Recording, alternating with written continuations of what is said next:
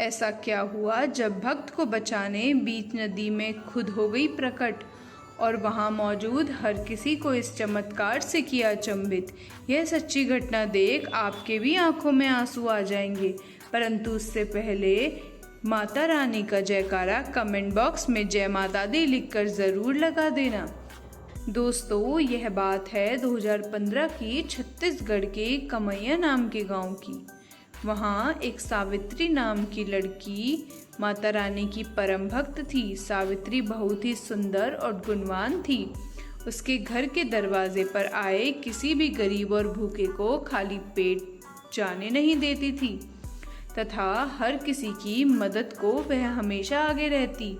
सावित्री के गांव का हर एक व्यक्ति सावित्री के इस आचरण से प्रभावित था और सावित्री जहाँ भी जाती हर जगह उसे सम्मान मिलता। माता रानी की कृपा से जल्द ही सावित्री को एक सौभाग्य वर मिला जो बहुत ही सुंदर था और धनवान भी, जिसका नाम था अमित। सावित्री अपने पति के साथ बहुत ही खुश थी। दोनों की जिंदगी की गाड़ी सही लाइन पर थी। अमित अपनी कंपनी में सीनियर मैनेजर था। एक बार उसकी कंपनी में एक नई लड़की का अपॉइंटमेंट एचआर पद के लिए होता है। वह लड़की अमित के पद और पैसे दोनों से प्रभावित थी। वह किसी तरह भी अमित को अपना दोस्त बना लेती है और धीरे धीरे उनकी दोस्ती नया रूप ले लेती है। अब तो अमित रोज देर से घर आने लगा था। सावित्री रोज आधी रात तक अमित का इंतजार करती।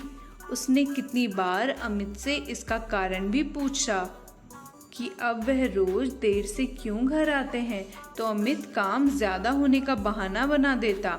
अब तो हालत इतनी खराब हो गई थी कि अमित की छुट्टी वाले दिन भी अमित सावित्री को समय नहीं दे पा रहा था, क्योंकि हर समय वह अपने फोन पर ही बिजी रहता। हद तो तब हो गई जब अमित के जन्मदिन वाले दिन पर सुबह से ही सावित्री बहुत खुश थी। उस दिन उसने अमित के लिए रात को मेहनत से कई सारे पकवान बनाए। अमित को खुश करने के लिए अपने घर खर्च से बचाए पैसों से उसने उपहार भी खरीदा।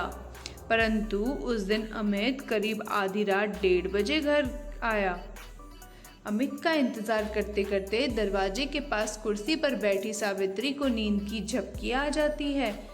जब अमित घर आया तो उसने डोर की बेल बजाई, परंतु सावित्री की नींद में होने के कारण उसे कुछ देर बाहर इंतजार करना पड़ गया। जैसे ही सावित्री की नींद अचानक टूटी और डोरबेल की आवाज सुनी तो वह तुरंत दरवाज़ा खोलने भागी। उधर अमित गुस्से में था। दरवाज़ा खुलते ही अमित ने सावित्री को देखा और गुस्से से उस पर हाथ चला दिया। अमित तो वैसे भी कोई बहाना ढूंढ रहा था कि उसे सावित्री से छुटकारा मिल जाए ताकि वह उस ऑफिस वाली लड़की से शादी कर सके। उसने सावित्री पर गलत आरोप लगाकर तथा उसे डराकर घर से बाहर निकाल दिया। अपने पति के द्वारा इस तरह अपमानित होने पर सावित्री को लगा कि वही गलत है और रोते हुए नदी के किनारे गई और वहां से उसने नदी में कूद लगा दी। जब वह नदी में डूब रही थी तो उसने अंतिम समय में माता रानी को याद किया। दोस्तों, धीरे धीरे वह पानी में डूबे जा रही थी। तभी अचानक उसे लगा कि किसी ने उसे नीचे से अपने दोनों हथेलियों से थाम लिया है और धीरे धीरे वह हाथ उसी नदी से बाहर की ओर निकल रहे हैं।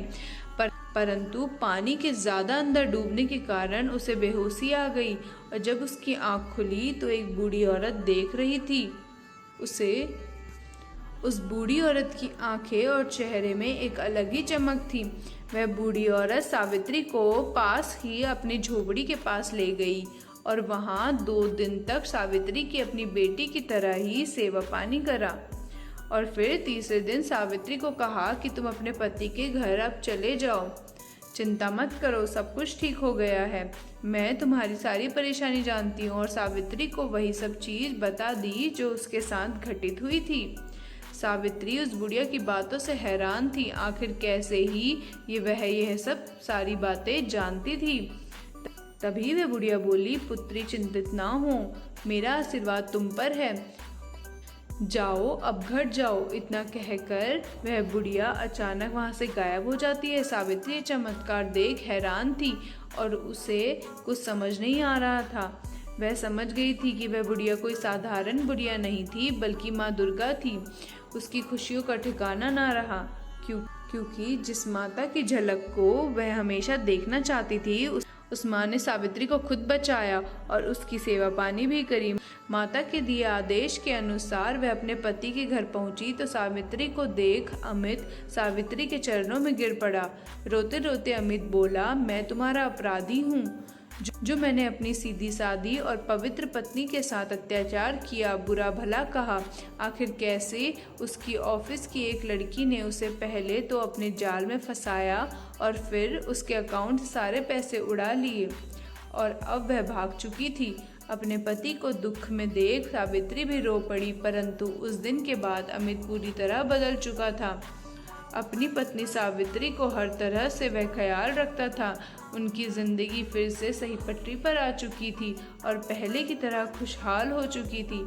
माता रानी की कृपा से वह लड़की भी पुलिस के द्वारा जल्द ही पकड़ी गई और अब सावित्री और उसका पति धन से भी दोबारा सुखी संपन्न हो चुके थे। माता रानी हमेशा अपने भक्तों को उनकी मुसीबत से बचा लेती है, बस ज़रूरत है तो मन से सच्ची श्रद्धा की।